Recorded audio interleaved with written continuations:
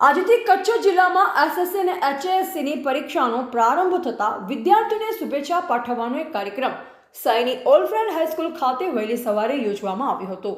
ભુજ સાઈની સત્યમ સંસ્થા તાનારીરી મહિલા અને કવિતા મીરા સચદેની સ્મૃતિમાં જે આ કાર્યક્રમમાં ભુજના પૂર્વ નગરપતિને જાણીતા ધારાશાસ્ત્રી શંકરભાઈ સચદેના પ્રમુખ સ્થાને અને ભુજ નગરપાલિકાના કાઉન્સિલર ધીરેનભાઈ લાલન અને મહિલા અગ્રણી રામુબેન પટેલ વગેરેની ઉપસ્થિતિમાં શુભેચ્છા કાર્યક્રમ યોજવામાં આવ્યો.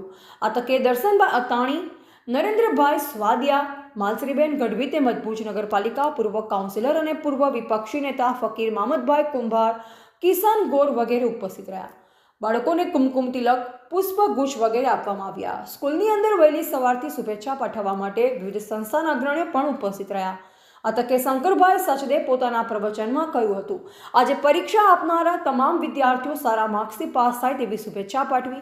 આ તકે કાઉન્સિલર શ્રી ધીરેનભાઈ લાલન પણ ઉપસ્થિત રહી અને શુભેચ્છા પાઠવી હતી.